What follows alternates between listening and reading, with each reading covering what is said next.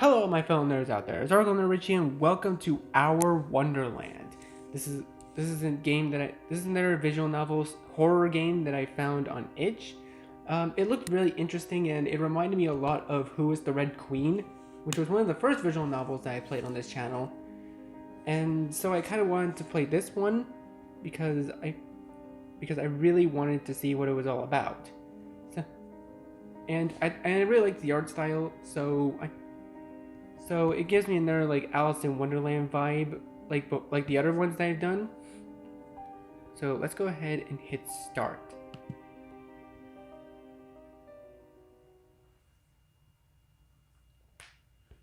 How to play. Enter to advance text, escape for options menu, control skips already read text, Z opens history.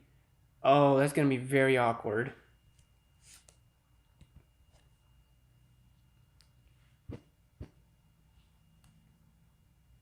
I'm 11 years old the first time we entered Wonderland.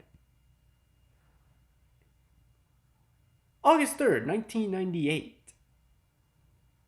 Ooh, that's a year before I was born.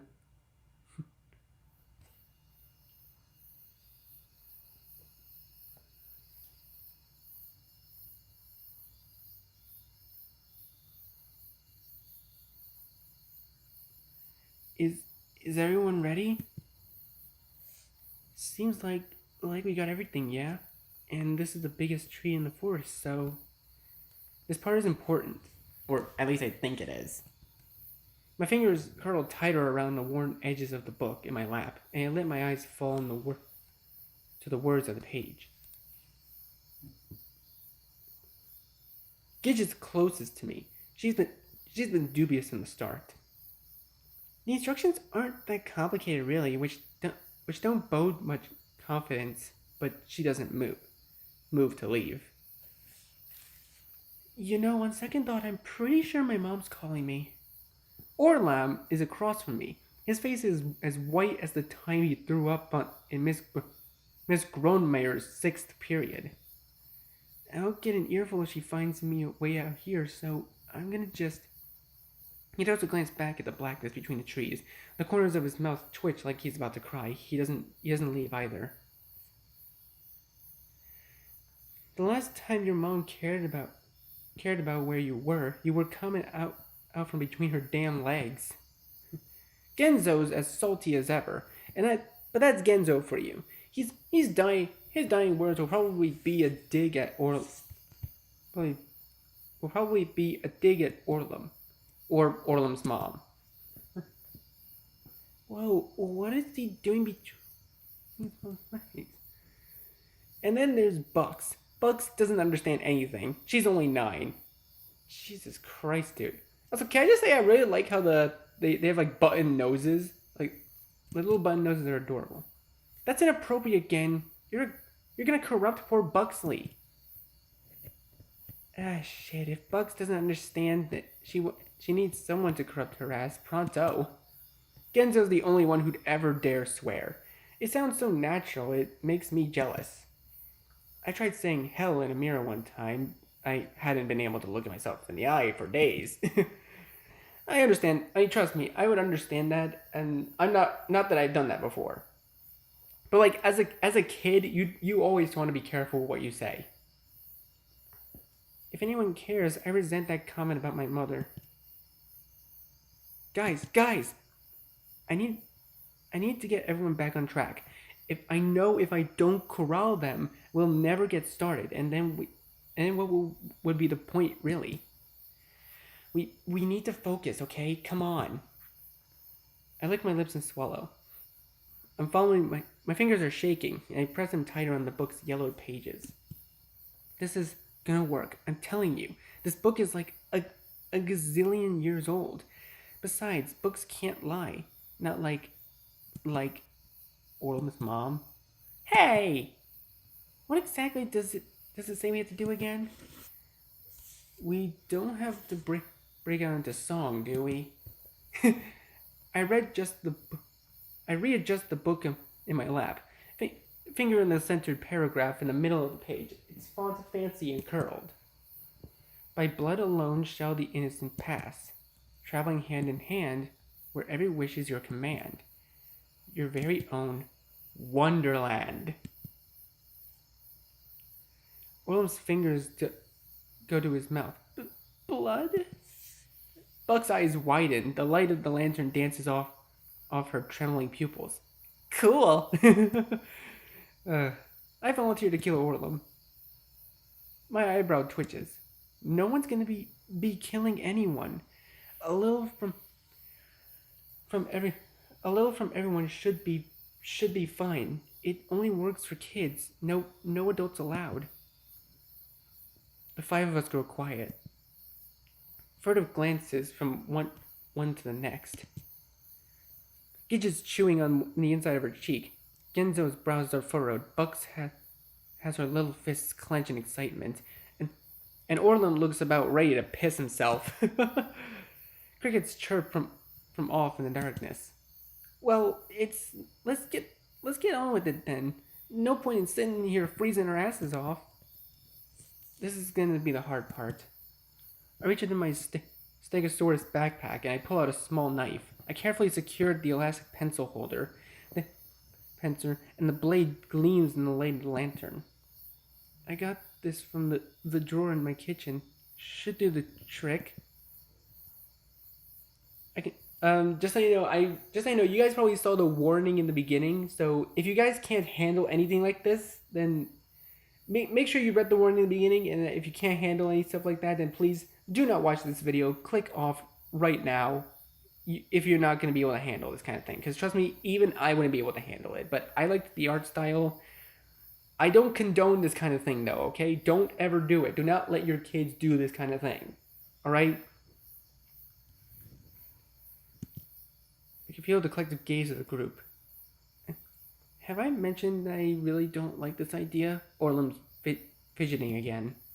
Genzo rolls his eyes. Only about 100 times. Just make sure you clean it before your mom cooks with it again, yeah? It's just a small knife, the type I'd seen my mom use to cut apples. But the tip is plenty sharp. Oh god, no. Oh, this already makes me cringe. Jesus. I bring the shiny point to the middle of my palm and press. Okay, look, if it was on the wrist, it would be way worse. But my god, no thank you. I would rather not. I would have backed out and ran home immediately. It prickles. I pause. I press my lips together. Then I pull it across my palm before I can stop to think about it. Oh, oh god. Oh, my throat's already dry from that. Jesus. It slices through the skin like butter. Tears spring into my eyes. I want to swear to sound cool because honestly, if there ever had been a time to swear, it would have been now. But all that comes out is a pained squeak. I blink my eyes open. I search through my watery veil. I see a mote of red forming across my palm. Iggy. Wait, the character's name is Iggy? Well, like Iggy Koopa? Giza takes my hand, her skin warm against my... I don't know, I know the design... I know they're a girl, but the design screams male. I just don't know why. Maybe it's more... Actually, it's more ambiguous than that. It actually looks more ambiguously gendered. But, I'll go with the story. I'll go with it. Giza takes my hand. Her skin is warm against the growing chill creeping up from the soggy fissure. My fingers tremble. Yeesh, eggs, you animal! I blink, and the salt water runs down my cheek. I force a smile.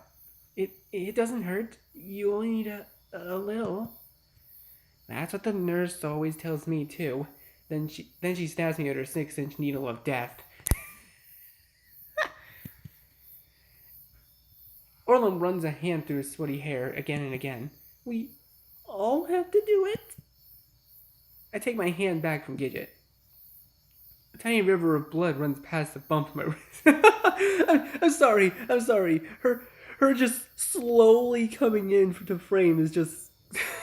Why does that kind of thing make me laugh? Like when the character just slowly moves into frame, like... Hey, how's it going? The bump on my wrist. A tiny river of blood runs past the bump of my wrist. The pearl-like head of the tip reminds me of a caterpillar. We have to. It's the only way it'll work. A pause. I think.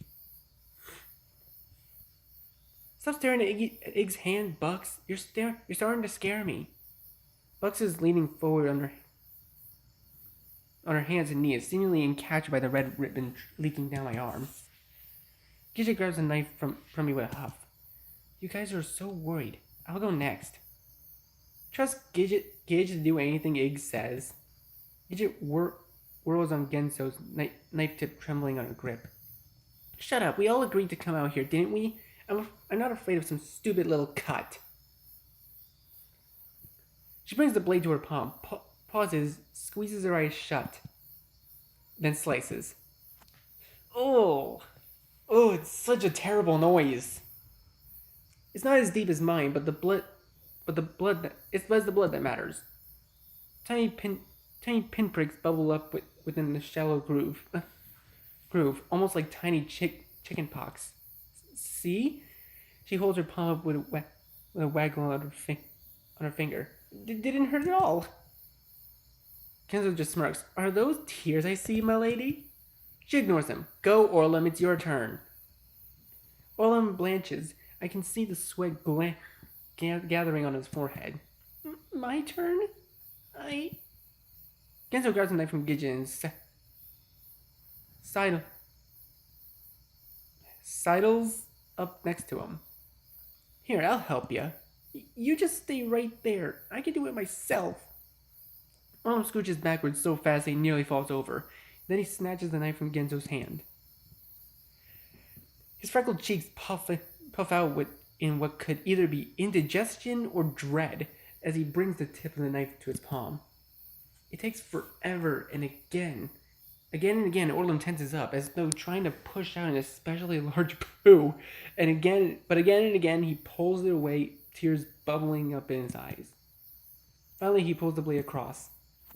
Oh, that's it. A mosquito would do better than that. There's blood, right? That's all that matters. Orlum pushes his hand in Genzo's face. There's indeed a tiny spot of red. I cut in before things can veer off track once more. That should be fine. Thanks, Orlum. See? Orlum puffs up proudly. Gidget turns to Bucks, who's been watching the whole ordeal go down in rapt silence. It's your turn, Buxley. Do you think you can do it? Bucks bows her head, and when Orlum gives her the knife, she gorges it straight into her palm. Jesus Christ, you only need a cut. You don't need to fucking stab it. Just no. Stabbing makes me uncomfortable. No. Oh, God. Jesus.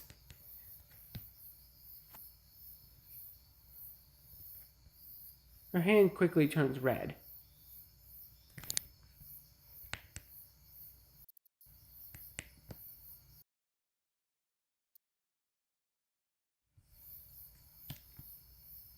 Oh, okay, I'm sorry, guys. My mouse just broke, so hold up. Okay, there, it should be fixed. Her hand quickly turns red. Buxley! God almighty, she's a monster! The sight makes me queasy. Bugs, you don't need that much. Bugs just grins. It doesn't hurt. Honest. She holds her hand up and we all back away. Clearly uncomfortable. Genzo grabs a knife from her. Give me that thing before you kill yourself. Without a second thought, he swipes it across his palm, forging a similar mote to mine. Ugh. He eyes the growing trench curiously. Oh, wait, I forgot Z pulls up the history. Whoops. The circle grows silent, each of us looking down at our slate's palms. That's everyone then, my voice trembles. A moth flutters in front of the lantern. Genzo gnaws at his bottom lip. I hate to be a bearer of bad news, but nothing's happening. Is there something else we gotta do? Gidget asks, turning towards me. I can hear my heart beating beating in my ears. Everyone's eyes are on me. I don't... I swallow, but the saliva gets stuck in my throat. I glance back down at the book. Then it comes to me. I guess maybe we need to hold hands? Hold hands? Orm's voice rises a good octave. Hold hands? Isn't that unhealthy? What if one of us has a disease? We all already have you. What could be worse? Genzo snickers. No one's going to get sick, Orlem. It's fine. Though even Gidget sounds unsure. I reach my hands out, one towards Bugs and the other towards Gidget. There's a moment of uncertainty. Then both of them reciprocate. Bugs' hand is slimy and slick between my fingers. I feel my stomach turn. Gidget's on the other hand is warm and soft. Come on, guys. I nod at the two on the opposite end of the circle. Genzo groans. Orlem cringes. But they lace their fingers together with all the same. They reach out to Gidget and Bugs respectively. Oh! Wait, is this actually animated? Oh, it kind of is. The silence returns. Ugh. Another moth flits to and fro in front of the lantern. A grasshopper preens itself atop an especially tall blade of grass. I spot an ant crawling across my bare knee, resisting the urge to flick it away. Beautiful moon tonight. Genzo gazes is pointed skyward. This isn't working. See, nothing's happening. Orlem seems 1 second away from jerking his hand from Genzo's grip. I don't have an answer. I don't know what else it could. This is boring. Buck sighs. The blood can't keep her entertained any longer, it seems. Am I allowed to go home now? Even Orlem is starting to seem more disinterested and anxious. I'd failed them. It's okay, Iggy. It's not your fault. Gidget gives my hand a reassuring squeeze. It would have been cool if it were The sounds of something heavy cuts her off, like a large stone sliding across the gravel surface. It's loud and grating for just a moment. It's like the very ground is opening up in front of us, for all the way that grinding, scratching moan makes our hearts thump. It ends as abruptly as it started, as the forest grows silent. No more crickets, no more cicadas, no more fluttering moths. Even the very air is still. I realize my eyes are squeezed shut and cracked open first the right, then the left. Everyone's looking at me. No, not at me. Past me. I twist backwards and see the base of the big old willow, the tallest tree in the forest. Its trunk is a massive boulder covered in twisty, gnarled roots. Oh? Now at a very visible and very dark hole in its side. Across from me in the circle, Genzo hisses between his teeth. Oh shit.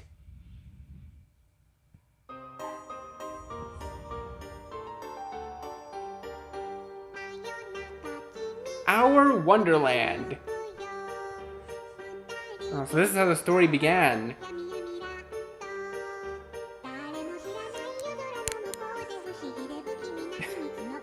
Oh, I'm guessing they're falling? No, look how Orlem landed.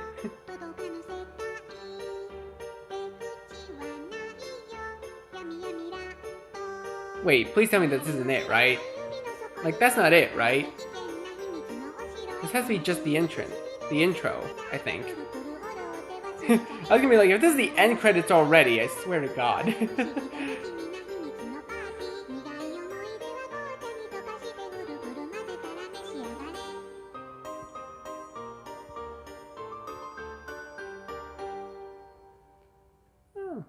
Oh, that was a cute little intro.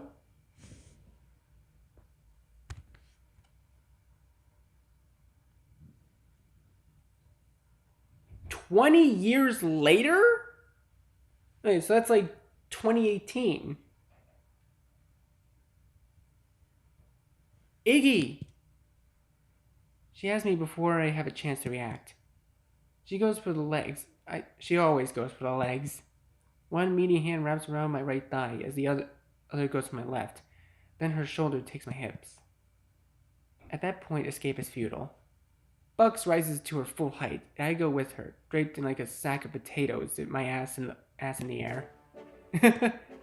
Oh my god! Oh wait, they're grown up. They're all grown up. If it isn't my favorite pigmentally charged little nerd. Oh. Bucks laughs. The resulting convulsions practically make me seasick. I feel like I haven't seen you in years. How the hell are you? Still doing that computer hacking stuff? You gotta show me how to do that sometime. Hunter always gets me on my case because the computer is doing some weird shit or whatever. But how the hell am I supposed to fix it, you know? Bucks is a literal ox. Beefy arms and neck, chest as wide as my aunt's old minivan. Even her laugh means business. Big and hearty and burgeoning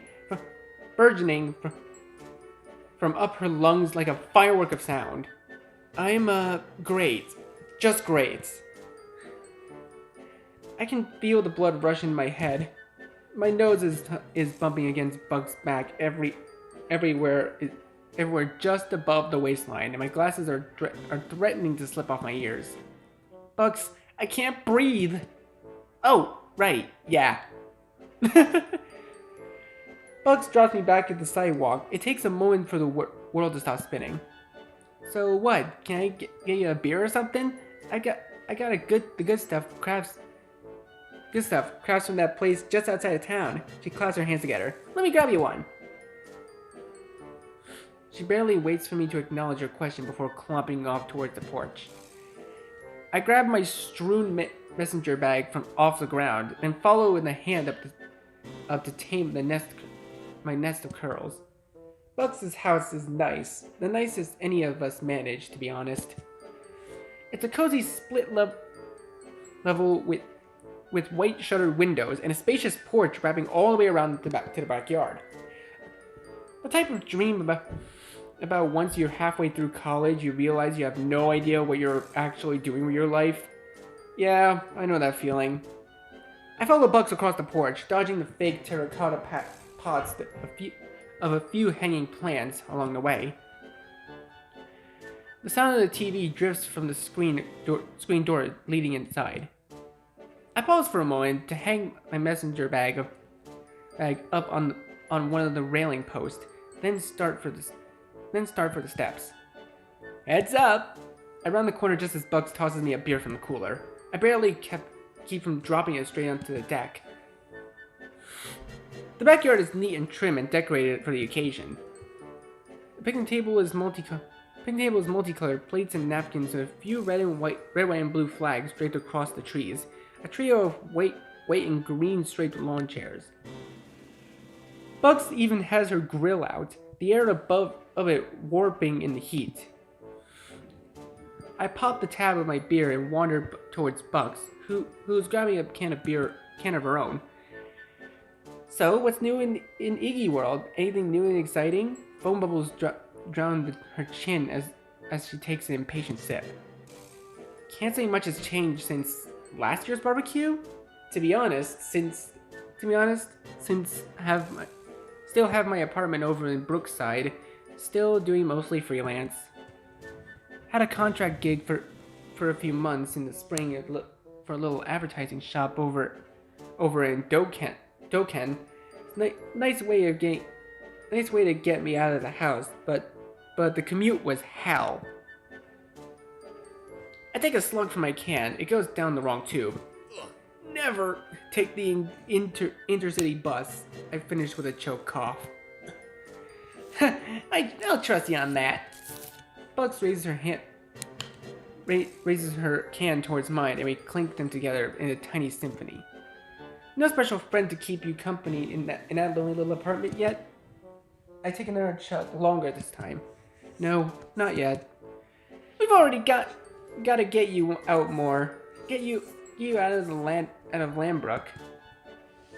I'm telling you, there's nothing left here for a bright single-centered fool like yourself. Hell, even I wouldn't still Still be here if it weren't for the little monsters. Better for raising a kid, you know? School district and all. Bugs wipes her mouth on the back of her arm and nods her head. At what? I don't know. Gidget finally made a move. She's over in Doken permanently now. No more scooting back and forth. Oh? I say leisurely. I helped her out a few months back moving her stuff. Surprised she didn't call you. Shit, I never got back to her about that. I guess she wanted someone with a little more brawn. Can't argue with that. Bugs slaps me on the back and I nearly spit out the beer in my mouth. Once I recover, I attempt to divert the conversation. What about you? Still delivering packages? Bugs straightens up at this. No more door-to-door for me. Just call me Shift Manager Buxley. Oh, congrats. Probably means more regular hours then, huh? I remember you used to pull up some late nights driving the truck. That it does. Which sure helps in the mini tornado siren in the room next door. Bugs gulps down the rest of her can and crushes it in her palm. She tosses it in the empty trash bag lying in the grass and fishes through the cooler for another. Ask about Hooner, ask about the baby. Oh, we already come out to our first decision. Oh, which one do we choose though? I actually don't know.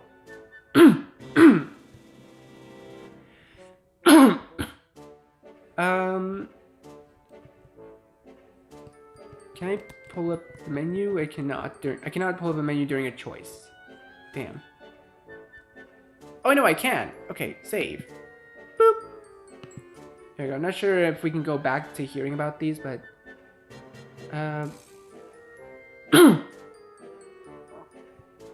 let's ask about Hoonar. What about Hoonar? What's he been up to? Oh, you know, Hoonar as ever. Between him and the screaming pile of goo, feels like a breath of fresh air doing something like this. Bugs pops open the top of her next beer and gazes across the lawn. Things aren't good? Nah, just, you know, what do you expect? Neither one of us is getting much sleep. Sharing a beer on the patio with the crew, though, almost feels like my old self again. I can imagine. The babies that I see at the store are enough for me, no thank you. As if to emphasize my point, I promptly spill beer down the front of my chin and shirt. Bugs guffaws. What? No cotton top munchkin in Iggy's furniture? I wipe at my shirt. I mean, I guess. I don't know. Look at this clown. Just telling you, you never know. I mean, look at me. Whoever expected I'd procreate, huh?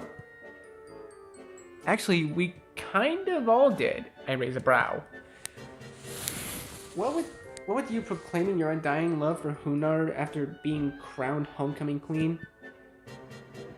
And declaring you were gonna produce a whole softball team of babies to lead the school to victory once you were gone? Another guffaw from Bucks. Sounds about like me. Damn, what memories. Almost makes me shed a tear. The screen door cracks open before just as quickly slamming shut. We both turn towards the porch as Hoonar walks down the stairs, baby in tow. Well, speak of the devil, the man of the hour himself, Bucks raises her beer. Oh, look at him! Iggy, so good to see you. It's been too long. Hoonar's long bangs are pulled back with metal hair clips. He looks his eyes look tired. The baby's half hidden in a purple blanket, but I still see her tiny little nose twitching amongst the soft folds of the baby goo. It really has. Sorry for making myself so scarce. Guess I can lose myself in my work sometimes. More like your games, am I right? Bucks elbows me in the ribs. I laugh not at all awkwardly. Hoonar smiles and shifts the baby in his arms. That's not good for your health, you know. Get out and get some sunshine once in a while. Well, I mean, as much as you can handle. I'll try harder. I attempt to shut the conversation away from me in my hermit-like tendencies. This the little bundle of joy then, yeah?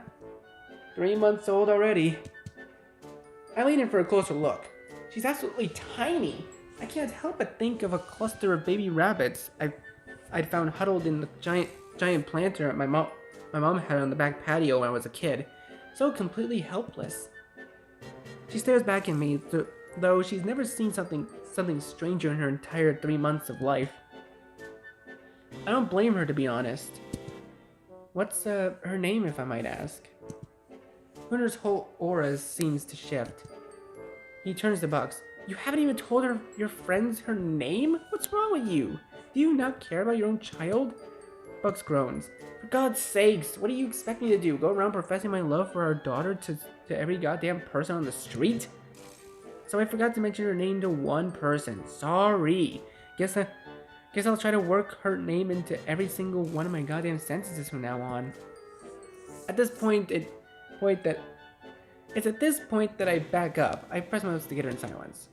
Hunter's finger is out now. It's pointing straight at Bucks' chest. Oh, don't give me that, Buxley. I've heard the way you talk about her. Is she annoying? Yes, but she's your daughter. Try and act like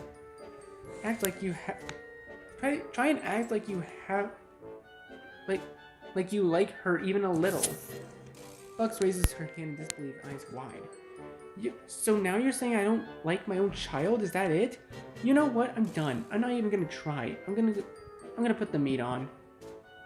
She turns on her heels without another word and stomps off towards the grill, crushing her can and tossing it atop the trash bag along the way. You do that. I'm gonna put the appetizers out so our guests aren't standing around starving to death.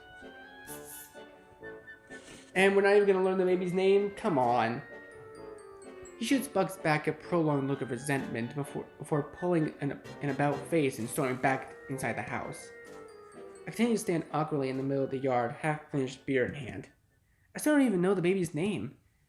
My gaze falls to the grass where the blades that had been under Hunter's feet just a moment ago were struggling to right themselves.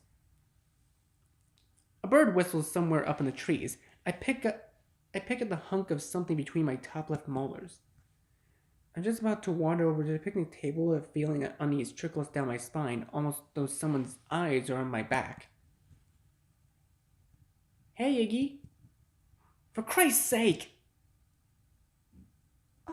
Oh, it's Orlum! By the time I twist backwards, Orlum's already a good 5 inches closer. That's what's socially acceptable for casual conversation. Oh my god. Hey, Orlum, I didn't hear you. Slither up. I take a step backwards. Orlum takes a step forwards. He looks like he hasn't slept in weeks. Long time no chew the fat.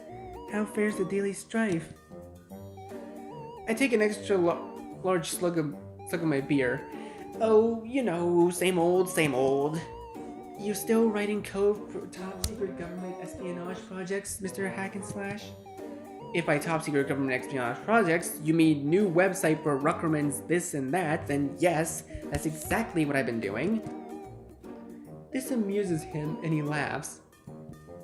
Oh, he actually reminds me of like the awkward kid that's like super scared of everything that grows up to be the weird, creepy dude that just stands there at the party.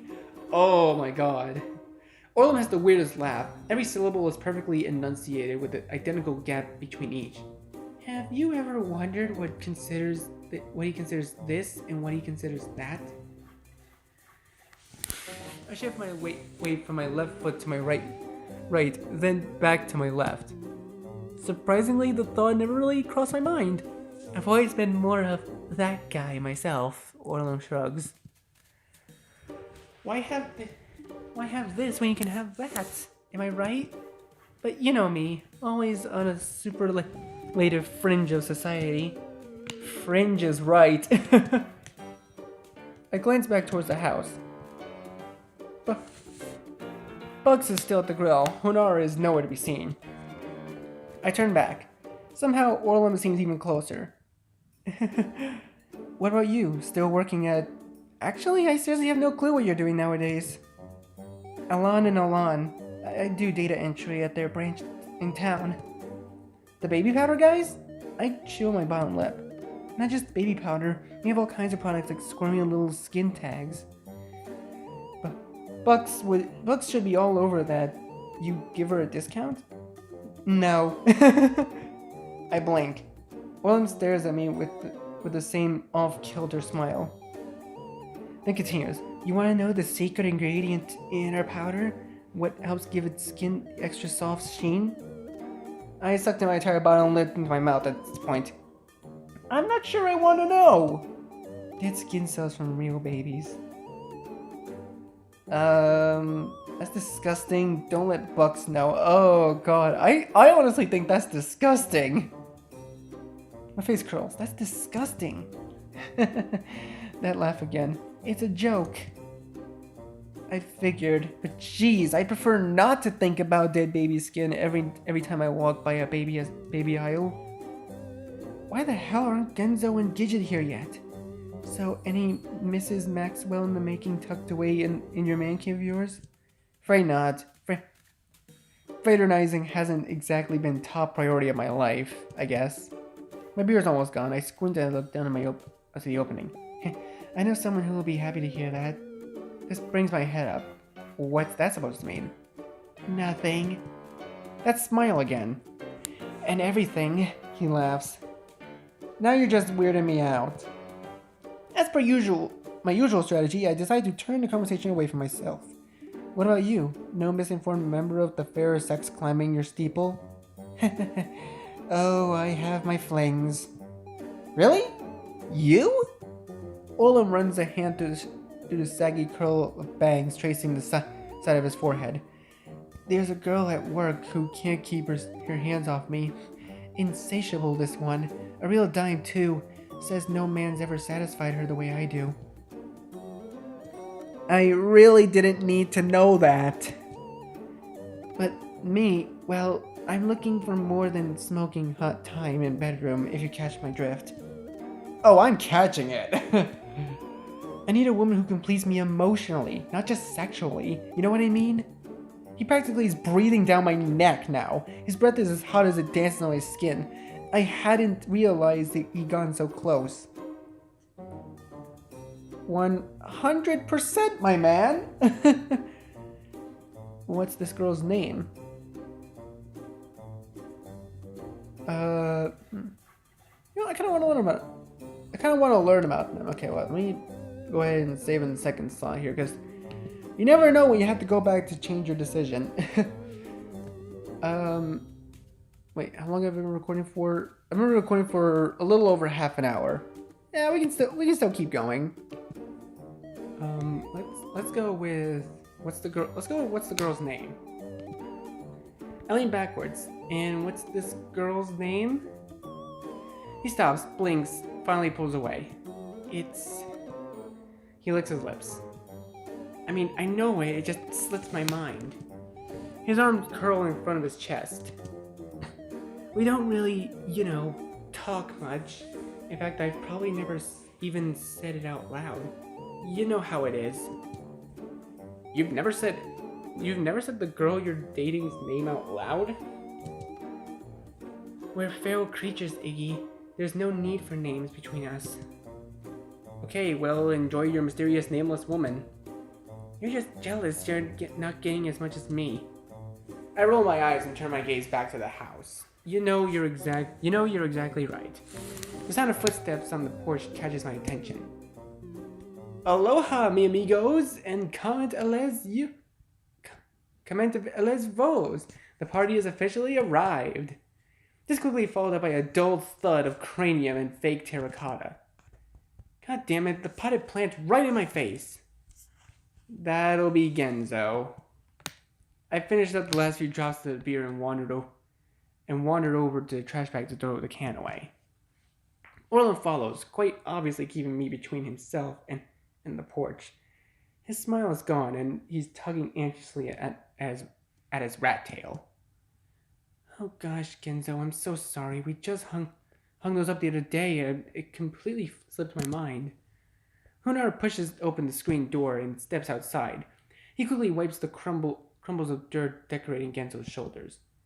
Not to worry, dear sir. I've been told dirt brings out the shit-colored hue of my eyes.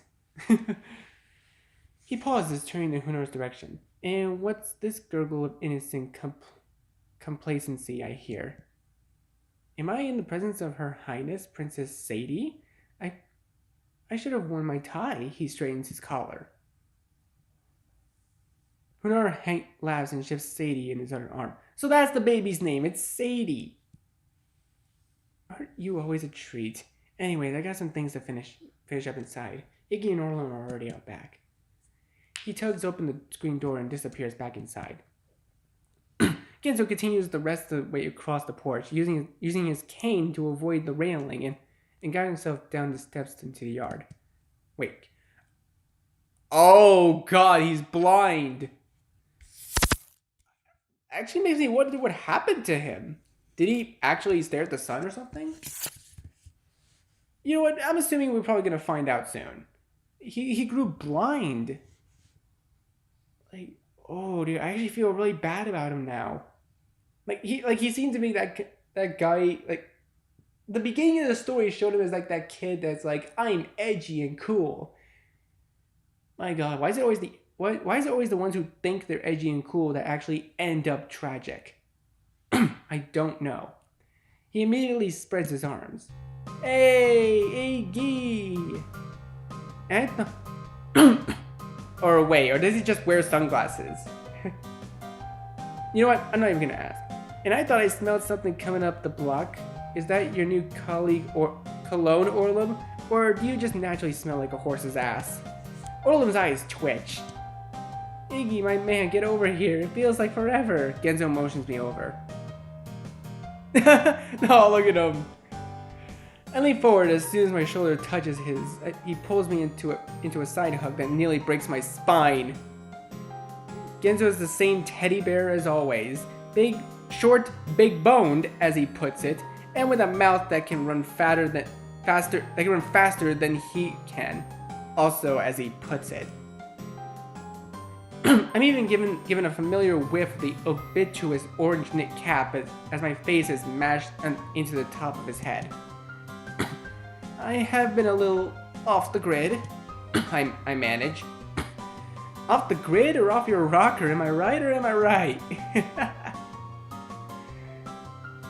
He presses a hand to my chest as he nearly doubles over laughing. Maybe a little of both, I say with a chuckle of my own as I pull myself away. You doing okay? How are things at the shop? F to the I, my friend. I just got myself a deal with the impound, actually. They're gonna send me some of the busted up bikes no one's ever picked up. I'll see if I can't get them fixed and back in the market. His face is beaming beneath the sunglasses.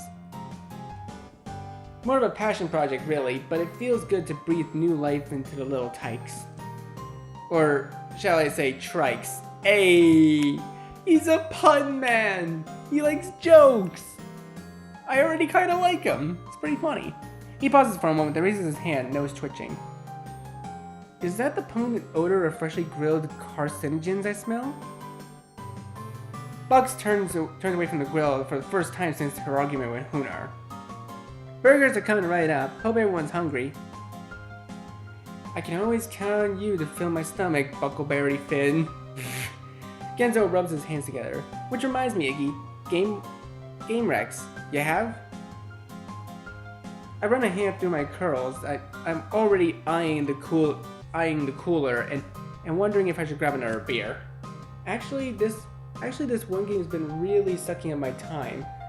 You get to control your own airship, and there's these terrifying vortexes you have to go through. And don't get me started on the giant fucking tornadoes. I finally give in and fish through the ice for a can. I've been playing a game on my phone called Candy Cudgel. Orland's shoulders are hunched so low, and it's a miracle that he doesn't fall over. Genzo ignores him. I played something along those lines a few weeks back. I'm telling you, there's something about sweeping skies and swashbuckling heroes that just... Sweeping skies and swashbuckling heroes. Is that a reference to that one thing from Meta Runner? I have a feeling it is. He brings his fist his fist to his chest and shakes his head. Gets me right here. He glances in my direction at the sound of me popping the top of my beer. I know, I tell you this every time. You should really develop your own. You got enough crazy kernels up in that noggin of yours to launch your very own library. Yeah, maybe sometime. Only if you'll be my main character. Bro, I would totally make this guy my main character, I won't lie. Yeah, maybe sometime. I think the second one's more of a I think this one's more of the main character's personality. The foam dribbles down my fingers and I shrug. Yeah, maybe sometime. Yeesh, don't act like I'm asking you to donate to the Blind Bowling Association or something. Was just an idea. Don't want to end up like old data entry over here. He brings his hand to his mouth and with an over-exaggerated cough. Orlin presses his lips together. I have a very important job, you know. He throws a glance at me, then he twitches and jerks away. Yeah, and you're gonna be king in your next life too. Genzo clicks his tongue against his teeth. I'm telling ya, Landbrook's a funny city, and its way of glorifying the norm, instilling a sense of arrested self-approbation. Who in the what's it? Orlin scratches his cheek. Genzo leans forward. It makes you dumb. He crosses his arms in front of his chest. You gotta get out of here to really get anywhere in life. That's what the Gidge did. Orlin snickers at this. Well, we'll see how long it lasts. Last I heard, she could barely make rent. Hey, at least the lady's trying, which is more than anyone can say about us lazy fuckers, am I right or am I right? Genzo prods an air elbow in my general direction with a snort. It's at this point that Bucks finally turns away from the grill, spatula in hand. Burgers are ready, get your hungry faces on. That's what I'm talking about! Genzo claps his hands together. Single file line, people, don't rush the grillmeister. I leave my beer on the table and take my place behind Genzo, who's already waiting impatiently by the grill. Bucks is giving the burgers the final flip before tossing them one at a time onto an oversized plate. She sets to the buns, cutting them somewhat erratically in half with a serrated knife, and scatters crumbs all over the grass. I tap Genzo's shoulder gently and say somewhat hushed, "Oh, by the way, thanks." Genzo raises a brow. For what? Except that it's much louder than my own statement. I wince, but I continue all the same. You're the only one who hasn't asked if I had a girlfriend yet. Genzo shrugs. Hey, it's your life. You do you. Why should I care? Another snicker from Orlin behind us. Yeah, why would Genzo care about girls? Everyone knows he's... Genzo whirls around so fast his cane clocks Orlin in his upper thigh.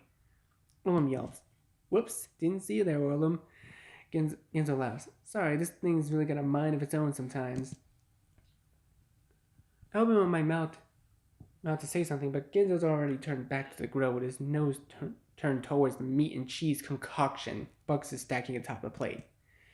And now we feast. Orlin whines and rubs his thigh. I catch a few muttered curse words, but he remains otherwise silent. The air between them feels electric, not in a good way. Fortunately, the sound of hurried footsteps on the patio is enough to divert everyone's attention. Oh, I glance back just as Gidget appears from around the side of the house, her face flustered and sweat dotting her forehead. Oh, she has longer hair now. She brings a hand up in her smooth back hair, looks down and smiles as she sees us.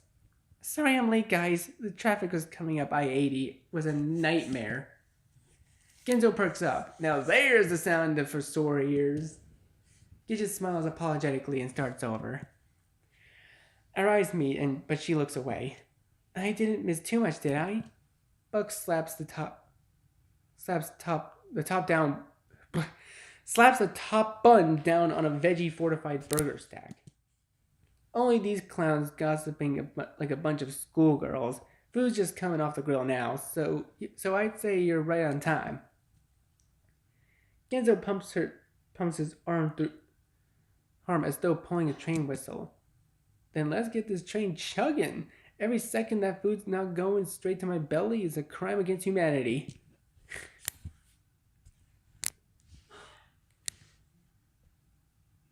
It's easy to forget about the things in the presence of friends. And despite the fact that my repulsive urges continuously tug at me to escape back to safe haven, my little apartment over in Brookside, I have a good time. This only happens once a year. I can handle it. Besides, despite some of their less desirable quirks, these are the only friends I've got. And so, I clink cans, gorge myself on burgers and chips and ice cream cake, break up near arguments between Genzo and Orlum, bounce Sadie on my knee, and generally act like a normal person that's not a complete and total mess of a human being. Once the sun sets, Bugs flights the mosquito lanterns. Hunter takes Sadie back inside, and we spend another hour reliving stories from high school. Then even Bugs heads in, and it's just the four of us loitering around the Black Friday shoppers 6 hours before the store opens up.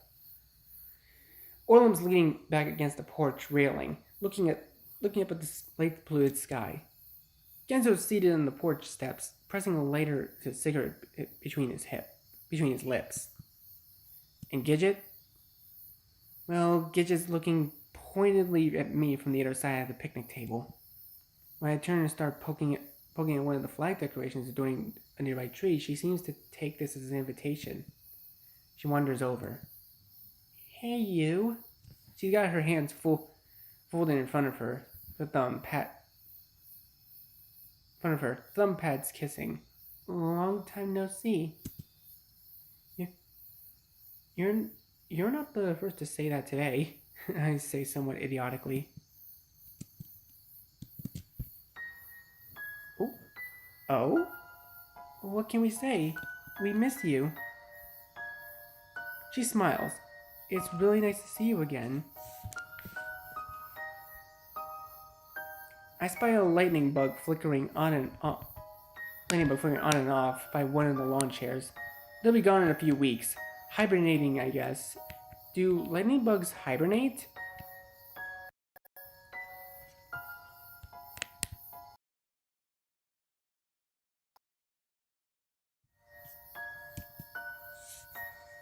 When I don't say anything, Gage continues. I moved, you know. Yeah, that's what Buck said. Then comes the shame. Sorry, I was a bit of a no-show. She shakes her head. It's okay, you were busy, I'm sure. I'm not sure what else to say. So how's, Dokan? Or Dukan? Is it Dukan? I think it's Dukan. So, how's Dukan? Probably a lot more going on there than down here. It's definitely a lot. How should I put this? Livelier? She laughs. Gidget's laugh has always been this effervescent quality to it. Always had this effervescent quality to it. I remember Orlum's comment from earlier. And you're doing fine, money-wise and all that. I'm working part-time as a waitress between gigs. It's enough to get by. In the gigs? Because that's the real question of the hour. Another laugh, but slightly less bubbly. Those here's starting to happen. I'm trying to get an agent. Been reaching out to a few places in Dukan since the occasional outreach of my own isn't getting me much, you know? And then again, I've never been all that great at marketing myself. An agent to what? Get more photo ops? I'm not actually sure myself. Basically, they'll be a marketing person. look for shoots that suit me. Get my name out there. She pushes a lock of her hair behind her ear and lets her gaze fall. I scratch my bare arm. It's growing chillier. The cicadas are out something awful too. I realize I should probably say something. Are you sure things are okay? Then it's off to New York. Oh, this is probably a very critical choice. I'm not sure which one to go with. But I think I'm going to leave this episode here for now, guys. I know this is kind of an awkward place to leave it off on. But don't worry. I'll probably find more fitting places to end episodes at some point. So anyways, thank you guys so much for watching this video. Please leave a like, comment what you think, share this video with your friends, and be sure to subscribe and click the bell so you don't miss a single notification. I'll see all of you in the next video. Goodbye. You say you wanna try, but you never do. Sugar, there's a